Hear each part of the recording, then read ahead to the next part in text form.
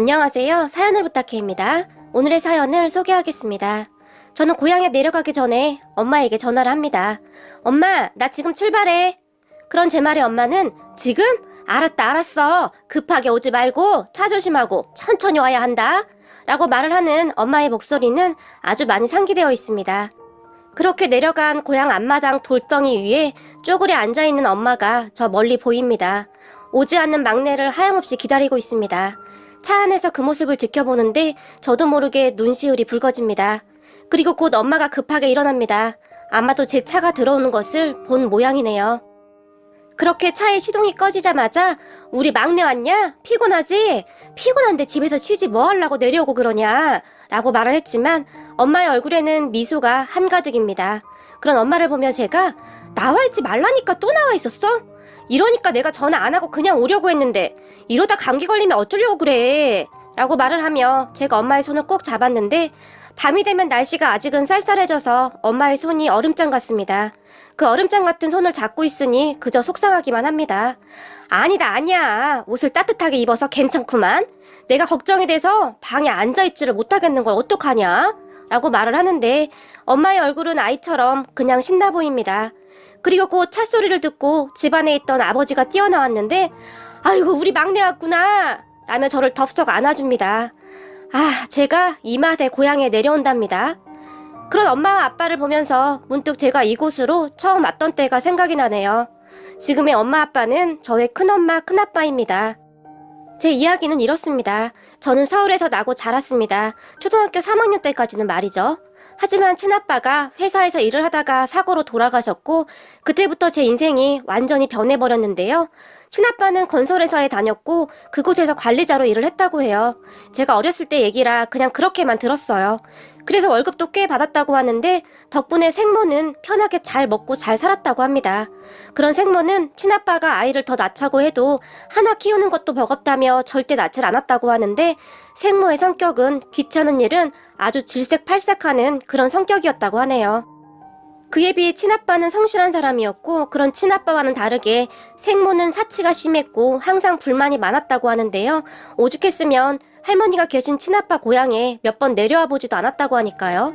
시골 마을이라 벌레도 많고 불편하다고 말이죠. 할머니와 큰집 가족들은 제 생모 얼굴이 잘 기억나지 않는다는 말을 종종 하기도 했으니까요.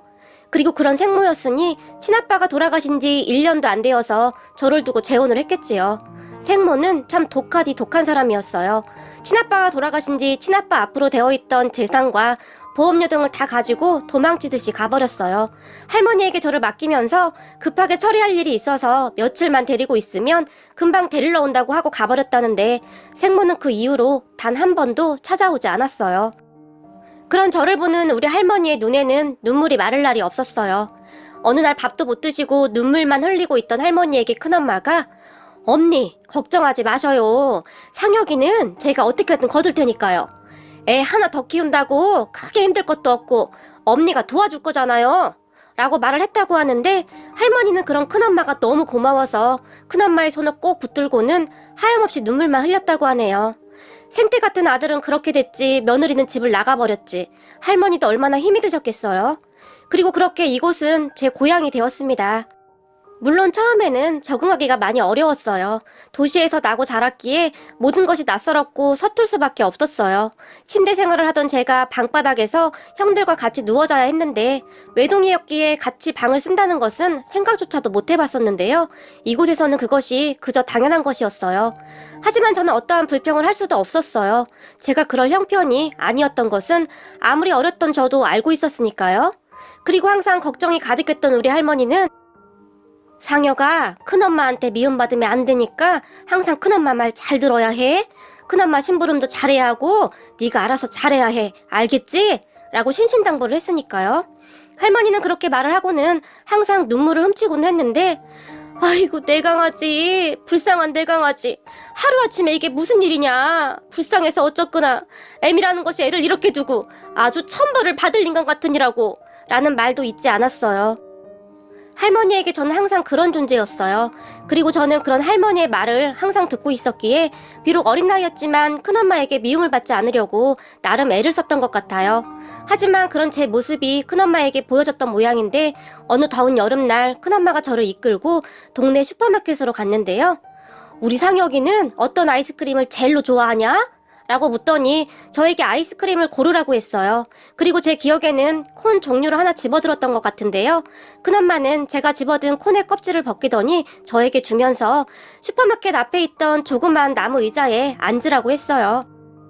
상혁아, 네가 어리다고 해도 다 알아들을 나이니까 큰엄마 말 잘 들어 라고 말을 시작했어요. 그리고 저는 들고 있던 콘을 먹으면서 고개를 끄덕였는데요. 큰엄마 눈치 안 봐도 된다. 너 보면 눈치를 너무 보는 것 같아 라고 말을 했어요. 그런 큰엄마를 보며 제가 그런데 할머니가 큰엄마 말 잘 들으라고 했는데? 라고 말을 했고 제 말을 듣던 큰엄마는 할머니가 큰엄마 말 잘 안 들으면 큰엄마가 상혁이 때문에 힘들어진다고 했어? 라고 물었어요. 큰엄마의 말에 제가 고개를 끄덕끄덕였어요. 그런 저를 보며 큰엄마는 괜찮어.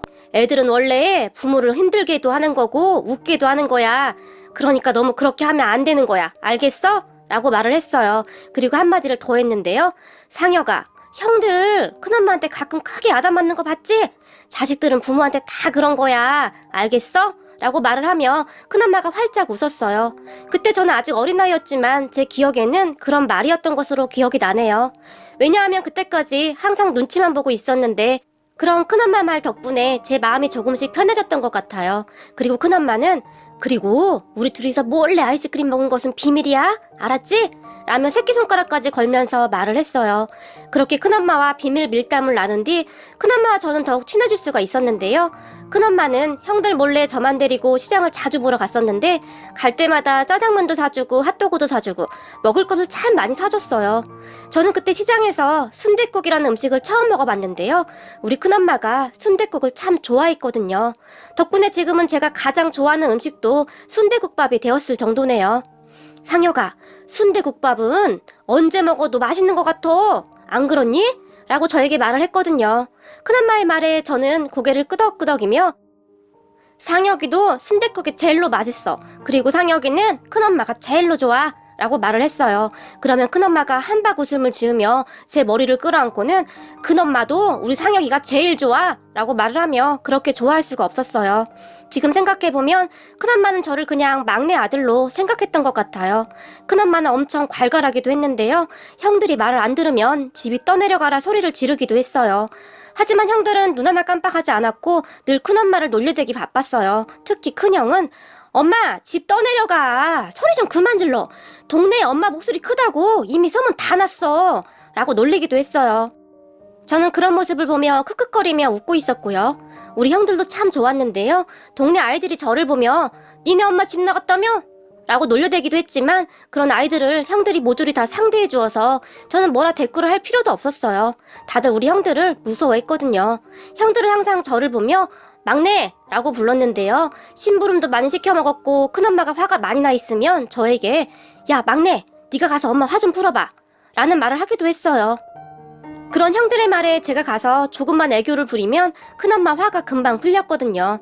저는 그렇게 따뜻한 가족들 품에 잘 스며들어갔어요. 다만 동네 사람들이 가끔 제 친엄마는 아들이 보고 싶지도 않은 모양이지? 라고 수근거리기도 했지만 그런 소리가 큰엄마 귀에 들어가는 날이면 큰엄마가 바로 그 집을 쫓아가서는 누가 우리 막내한테 그딴 소리를 했어? 신보가 얼마나 못돼 처먹었으면 애 앞에서 그런 소리를 하냐? 그리고 네가 도와준 거라도 있어? 왜 난리야 난리가? 라고 소리를 지르며 싸우기도 했는데 한 번은 동네 아줌마 머리카락을 한 움큼 잡고 흔들어대기도 했어요. 그런 큰엄마를 큰아빠가 와서 말렸는데 그때 큰엄마는 헐크보다 힘이 센 사람이었어요. 큰아빠가 큰엄마를 보며 아이고 무서운 거 아이고 무서워 라고 말을 하며 웃기도 했거든요. 그리고 그런 일은 종종 있었는데 큰엄마가 하도 난리를 피우니 어느 순간부터는 동네 사람들 머릿속에서 제 과거가 다 사라진 듯 조용해졌어요. 단 한 사람도 저에 대해서 말을 하지 않았거든요. 그렇게 우리 집은 한동안 참 평화로웠어요. 저도 시골 생활에 금방 적응을 해갔거든요. 큰아빠, 큰엄마가 농사를 지었는데 그 옆에 따라가서 새참을 얻어먹기도 하고 흙장난을 하며 놀기도 했어요. 도시에 살 때는 도시 나름의 매력이 있었다면 시골은 시골 나름의 매력이 있었어요. 봄이 되면 할머니와 큰엄마를 따라 바구니를 들고는 쑥이랑 냉이를 캐기도 했는데 푸른 산과 들을 보는 것만으로도 저에게는 많은 안정이 되었어요. 참 행복한 시간들이었네요. 큰엄마, 큰아빠의 정성도 정성이었는데 우리 할머니의 사랑도 어마어마했거든요. 그랬으니 친아빠, 친엄마의 빈자리가 그다지 느껴지지 않았던 것 같아요. 그런데 어느 날 할머니가 갑작스레 세상을 떠나셨어요. 그때의 충격이란 뭐라고 말로 설명할 수도 없었는데요. 그도 그럴 것이 아빠가 돌아가실 때는 그나마 좀 어릴 때라 잘 몰랐었는데 할머니가 돌아가실 때는 정말이지 너무나 큰 슬픔이었어요. 제가 정말 마음이 아프고 잊혀지지가 않는 것이 있는데요. 할머니가 돌아가시기 얼마 전에 큰엄마의 손을 꼭 잡으며 애미야, 그동안 고마웠다. 이번 생에 진 빚은 내가 다음 생에서라도 꼭 갚으마. 그리고 애미가 잘 챙기겠지만 저 불쌍한 것 네가 좀 잘 걷어주거라. 라며 눈물까지 흘리며 말을 했는데 그때 당시 할머니는 말을 하는 것조차 많이 힘겨워 보였지만 큰엄마에게 저를 당부하고 또 당부했어요. 그런 할머니를 보며 큰엄마가 엄니, 걱정하지 말아요. 상혁이는 여기 온 순간부터 제 막내 아들이었잖아요. 그런데 뭔 걱정을 그리도 하시는 거예요. 라고 말을 했는데 큰엄마는 할머니 눈에서 하염없이 흐르는 눈물을 닦고 또 닦아드리고 있었어요. 그리고 그 뒤로도 할머니는 시시때때로 저를 찾았는데 불쌍한 내 강아지, 불쌍한 내 강아지. 공부 열심히 하고 나중에 크면 큰엄마한테 잘해야 한다. 라는 말만 반복하시다 돌아가셨어요. 그런 할머니를 보내드리며 큰엄마와 저는 서로를 끌어안고 얼마나 울었는지 모른답니다. 고생만 하시다 돌아가신 우리 할머니를 생각하면 아직도 가슴이 저리나 못해 아려온답니다. 하지만 우리 가족들은 할머니가 돌아가신 뒤 조금씩 다시 자리를 찾아갔어요. 큰형은 군대에 갔고 작은형은 대학에 들어가서 얼굴을 보기도 힘들어졌고요. 형들이 모두 집을 떠난 다음에는 제가 큰엄마, 큰아빠의 옆자리를 지키며 그렇게 지냈던 것 같아요. 하지만 얼마 후에 저도 대학에 들어가면서 집을 떠나게 되었고 고향에는 자주 내려가지를 못했어요. 나름 아르바이트라도 해서 보탬이 되어드리고 싶었거든요. 형들도 항상 그렇게 열심히 살았으니까요. 그런 제가 안쓰럽고 보고 싶었던 것인지 큰엄마는 반찬 등을 챙겨서 제가 사는 곳으로 자주 오기도 했어요. 그런 큰엄마에게 엄마, 무겁게 이런 거 들고 오지 말라니까? 멀리서 뭐 한다고 이런 걸 들고 왔어? 밥 안 먹었지? 내가 맛있는 거 사줄게, 가자. 라고 말을 했지만 큰엄마는 여기는 순댓국 맛있게 하는 곳 없지? 오랜만에 우리 막내랑 먹고 싶은데? 라고 말을 하기도 했는데 그때 당시 그 말을 듣던 제가 갑자기 폭풍 눈물을 흘리고 말았어요. 그리고 갑작스레 눈물을 흘리고 있던 저를 보며 큰엄마가 막내야, 갑자기 왜 그래? 어디 아프냐? 라고 놀라서 물었어요. 아니야 라고 대답을 했는데 제 눈에서는 눈물이 계속 나오고 있었어요. 그 순간 우리 큰엄마가 너무너무 안타까웠거든요. 세상에 맛있는 것이 얼마나 많은데 큰엄마는 항상 그 흔해 빠진 순대를 찾았으니까요. 그런 큰엄마를 보며 제가 엄마, 그까짓 순대는 어디서나 먹을 수 있는 거잖아. 제발 그러지 좀 마. 내가 앞으로 엄청 맛있는 거 다 사줄 테니까. 라고 말을 했지만 그게 뭔 소리야. 나는 우리 막내랑 먹던 순댓국이 제일로 맛있었는데 시장에서 순댓국 먹을 때마다 우리 막내 생각이 나는구만. 우리 둘이 그때 시장에서 순댓국 먹으면서 비밀 이야기도 많이 했었잖아. 라고 말을 했는데 큰엄마는 옛 추억이 생각나는지 저를 보며 활짝 웃습니다. 그런데 제 마음은 왜 그리도 아팠던 것일까요? 눈물이 멈추지 않을 정도로 말이죠. 항상 당신보다는 제가 먼저 했던 우리 큰엄마, 아니 우리 엄마라서 그랬겠죠. 그리고 저는 그런 엄마의 보살핌 덕분에 대학교를 졸업하고 중소기업이긴 했지만 나름 괜찮은 회사에 취업을 했고 요즘은 큰엄마, 큰아빠에게 용돈도 많이 드리고 있네요. 제 손으로 열심히 일해서 용돈을 드리는데 어찌나 설레던지 심장이 두근거릴 정도였어요. 엄마, 아빠, 나 첫 월급이야! 라며 기쁘게 말하던 저에게 큰엄마는 아이고 우리 막내가 벌써 다 컸구나. 고생했다. 고생했어 내 강아지. 라고 하면서 저를 꼭 안고는 눈물까지 흘리며 좋아했어요. 하지만 큰엄마는 제가 드린 용돈을 단 한 푼도 쓰지 않았는데요. 제가 드렸던 용돈을 차곡차곡 모아두었더라고요. 저 결혼할 때 보탠다고 말이죠. 그런 큰엄마에게 제가 엄마도 다른 사람들처럼 화장품도 사고 옷도 사고 그러란 말이야. 아들이 셋이나 있는데, 그리고 아들 셋이 돈도 잘 버는데 이렇게 살지 말란 말이야. 라고 처음으로 화까지 내면서 말을 했는데요. 저를 보면 우리 큰엄마가 네가 얼마나 고생하면서 번 돈인데 이 귀한 돈을 그냥 막 써. 나는 그냥 이 통장만 보고 있어도 너무 좋아서 눈물이 난다. 돈 열심히 모아서 우리 막내 장가 갈 때 보태야지. 라고 말을 하며 싱글벙글 웃기도 했어요. 엄마 마음이라는 것이 그런 것이겠지요. 하지만 큰엄마가 단 한 가지 꼭 제 돈으로 사라는 것이 있었는데요. 고향에 갈 때마다 할머니 산소를 찾아가곤 하는데 할머니 산소에 가지고 갈 것들은 꼭 제 돈으로 사게 했어요.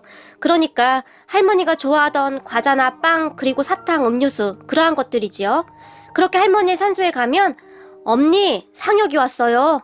우리 상혁이가 엄니 좋아하는 과자 잔뜩 사가지고 왔는데 맛있게 드세요. 라고 말을 하며 할머니 산소 앞에 한참을 놓아두곤 했어요. 그리고는 엄니 우리 상혁이가 이렇게 컸네요.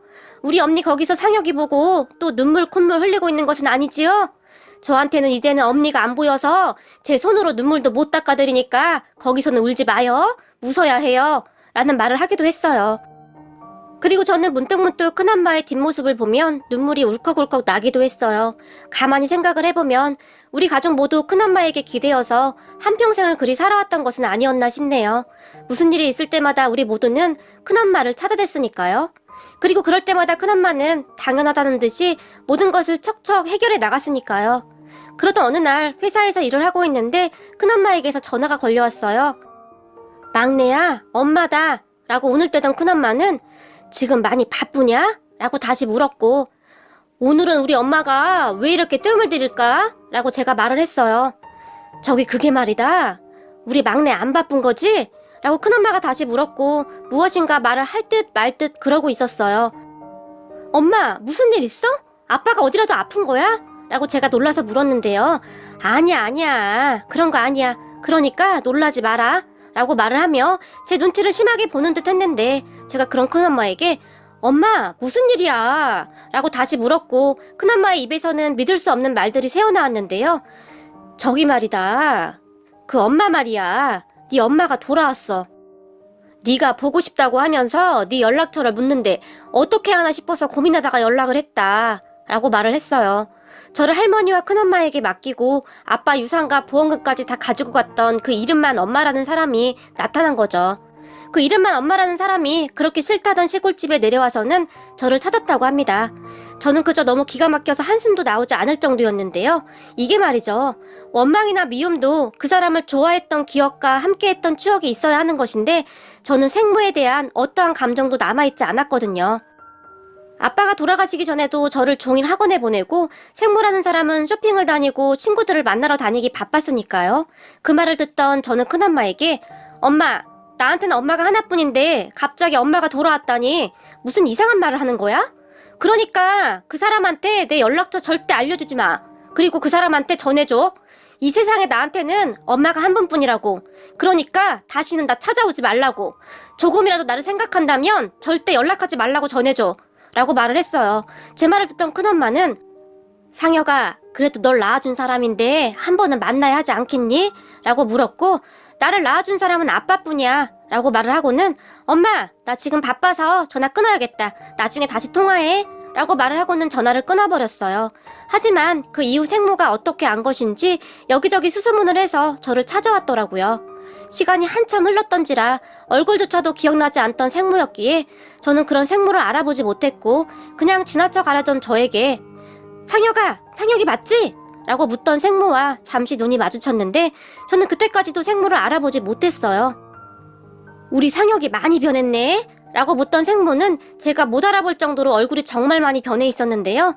예전에 아빠랑 살 때는 정말 편하게 살아서 맨날 피부 관리에 나름 좋은 옷만 입고 다녔었는데 그때 제 앞에 서 있던 생모는 관리를 못한 것인지 정말 초라한 아줌마가 되어 있었어요. 그런 생모를 보니 문득 큰 집에 맡겨지던 때가 생각이 나네요. 뽀얗게 화장을 하고 다니던 엄마와는 다르게 화장기 하나 없는 거무잡잡한 얼굴에 그냥 편한 옷을 걸쳐 입고 다녔던 큰엄마가 저를 보며 활짝 웃어줬는데 그때는 그런 큰엄마가 너무나 낯설었거든요. 그런 큰엄마에게서는 엄마에게 나던 향수 냄새도 나지 않았고 구수한 청국장 냄새가 진동을 했었거든요. 그런데 제가 비록 긴 삶을 살아보진 않았지만 세상을 살다 보니 예쁜 얼굴보다는 큰엄마처럼 평온해 보이는 그런 얼굴이 훨씬 아름다운 얼굴이라는 것을 알게 되었어요. 그리고 억지로 예쁘게 만든 얼굴은 얼마 가지 못한다고 했던가요? 그때 제 앞에 서 있던 생모는 초라하기 그지없는 그런 얼굴이었어요. 그런 생모를 보며 제가 무슨 일이시죠? 저는 할 얘기가 없다고 말한 것 같은데요? 라고 가능한 한 최대한 냉정한 목소리로 말을 했어요. 그리고 그런 제 말을 듣던 생모는 상혁아, 우리 차 한 잔만 같이 마시자 라며 제 손을 덥석 잡았는데요. 하지만 저는 그런 생모가 잡은 손을 소스라치게 놀라며 급히 빼버렸어요. 우리가 한가하게 앉아서 차 마실 사이인가요? 그만 돌아가시죠. 라고 말을 했어요. 하지만 생모는 상혁아, 부탁하마. 잠깐이면 돼. 라고 말을 하면서 애원하듯이 저를 바라봤고 정말 어쩔 수 없이 근처 카페에 들어가서 차를 한 잔 마셨어요. 네 아빠를 꼭 닮았구나. 어쩜 이렇게 아빠랑 똑같은 거니? 네 아빠만 그렇게 되지 않았다면 우리가 이렇게... 라고 생모가 말을 했지만 저기 제가 바빠서요. 용건만 간단하게 말해주세요. 라고 생모의 말을 끊으며 말을 했어요. 생모는 그런 제 눈치를 보는 듯 했는데 그래 많이 바쁘지? 라고 말을 했고 저기 말이다. 내가 너를 그렇게 맡기고 마음 편할 날이 단 하루도 없었다. 라고 다시 입을 떼기 시작했어요. 저는 그런 생모의 이야기를 듣는데 그저 기가 막힐 뿐이었고요. 단 하루도 마음 편할 날이 없었던 사람이 당신 뱃속으로 낳은 자식을 단 한 번도 찾지 않았단 말인가요? 한심하게 그지없더라고요. 내가 이 미친 인간이랑 괜히 재혼을 해서는 내 인생이 나락으로 떨어졌어. 처음에는 사업이 잘 나갔는데 점점 나빠지더니 최근엔 아주 쫄딱 말아먹었지 뭐니. 네 아빠처럼 튼튼한 직장을 다니는 사람을 만났어야 했는데 라고 생모가 말을 했는데 말을 하면서 입이 바짝바짝 마르는지 물을 한 컵 들이켰어요. 그런 생모를 보며 제가 저기 제가 지금 그쪽한테 왜 이런 이야기를 들어야 하는 거죠? 라고 물었어요. 상혁아, 아무리 그래도 내가 네 엄마인데 그쪽이라고 하는 것은 좀 그렇지 않니? 라고 기분이 나쁘다는 표정으로 말을 했어요. 엄마, 당신 아빠 재산이랑 보험금 다 가지고 가서는 재혼하고 나서 하루아침에 나를 큰 집에 맡겼어. 그런데 엄마, 당신이 왜 우리 엄마야? 라고 저도 약간 격앙된 목소리로 말을 했고 제 말을 듣던 생모는 그래 물론 그랬지. 그런데 내가 지금 재혼한 남편을 설득한 다음에 널 꼭 데리고 오려고 했어. 그런데 사업이 자꾸 안 됐고 먹고 살기 힘들어서 라고 말을 했어요. 아빠 재산이랑 보험금이 적었던 것도 아니었을 텐데 그 돈을 다 말아먹었다는 얘기네요? 라고 말을 했지만 생모는 오해야. 그거 얼마 되지도 않았어. 라고 급히 두 손을 흔들어대며 말을 합니다. 순간 저는 이런 생각 없는 생모와 왜 이런 대화를 해야 하지? 그런 생각이 들었고 저는 바빠서 이만 일어나겠습니다. 라고 말을 하며 옆 의자에 있던 가방을 들고 일어났어요. 그런데 생모가 그런 제 팔을 급히 잡았어요. 상혁아, 나 있잖아. 갈 데가 없어. 그 인간은 지금 사업 부도나서 감옥에 들어가게 생겼고 집까지 다 날아가서 어디 갈 데가 없어. 지금도 찜질방에서 생활하고 있어. 라고 말을 했는데 눈에 눈물이 그렁그렁했어요. 그런 생모의 말에 제가 그런 말을 저에게 왜 하는 거죠? 라고 다시 물었고 생모는 너 지금 혼자 살고 있다고 들었는데 내가 너희 집에서 살림해주고 살면 안 될까? 나 지금 수중에 있는 돈도 다 떨어져서 어디 가서 밥을 먹을 돈도 없어. 라고 말을 했어요. 그때의 제 심정은 정말이지 이루 말할 수가 없을 정도로 화가 치밀어 올랐지만 나는 이미 오래전에 당신이랑 인연이 끊어진 사람이니까 앞으로 내 앞에 나타나지 마. 그리고 당신 참 나쁜 사람이네.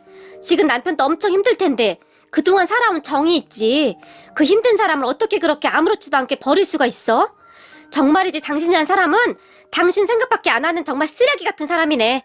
앞으로 한 번만 더 나 찾아오면 당신 가만 안 둘 거야. 그러니까 나 찾아오지 마. 라고 말을 하고는 그곳을 나와버렸네요.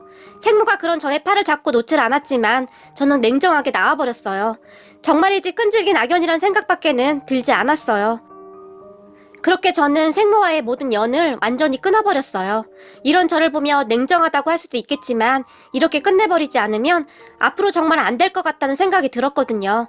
가만히 생각해보니 제 인생도 참 파란만장했네요. 그리고 제가 잠시 깊은 생각에 잠겨 있으니까 우리 엄마가 저를 부릅니다. 막내야, 무슨 생각을 그렇게 해? 배고프지? 밥 먹자. 라고 말을 하며 제 손에 숟가락을 들려줍니다. 그런 엄마의 손을 보는데 평생 농사일을 하느라 지칠 대로 지친 손이 어느 한 군데가 성한 곳이 없네요. 그런 엄마의 손을 잡으며 엄마, 손이 이게 뭐야? 내가 그때 손에 바르는 로션도 사줬잖아. 라며 억지로 눈물을 삼키며 말을 했어요. 그런데 제 말을 옆에서 듣고 있던 아빠가 아이고 말도 마라. 우리 막내가 사준 귀하디 귀한 거라고 아까워서 쓰지도 못한다. 라고 말을 거들었는데 순간 제 눈에서는 다시 눈물이 비오듯이 쏟아져 버립니다. 얘가 왜 이래? 라고 말을 하던 엄마가 갑자기 아빠를 보며 당신은 왜 쓸데없는 말을 해서 애를 울려요? 라고 아빠에게 핀잔을 줍니다. 그리고는 엄마가 저를 보며 막내야, 우리 내일 순댓국밥 먹으러 가자. 같이 가줄 거지? 순댓국밥은 우리 막내랑 먹어야 제맛이지. 라고 말을 하면서 활짝 웃습니다. 아, 제가 평생을 살아도 우리 엄마에게 이 모든 사랑을 되돌려드릴 수 있을까요? 돌아가신 할머니와 약속했던 것처럼 우리 엄마 아빠에게 효도하며 부끄럽지 않은 아들이 되겠습니다. 오늘의 사연은 여기까지였습니다. 즐겁게 보셨다면 구독, 좋아요 부탁드립니다. 고맙습니다.